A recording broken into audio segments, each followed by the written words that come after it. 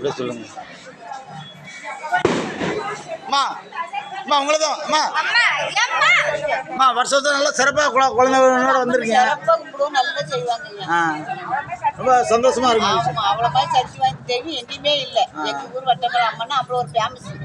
உங்க வாழ்க்கையில இந்த அம்மன் புரிஞ்ச அற்புதங்களை ஏதாச்சும் ஒன்று சொல்லுங்க. எங்க அம்மையை பற்றி சொல்லணும் நிறைய சொல்லலாம். அப்படி ஒரு அருள்வாய்ந்த அம்மை எங்க அப்பா.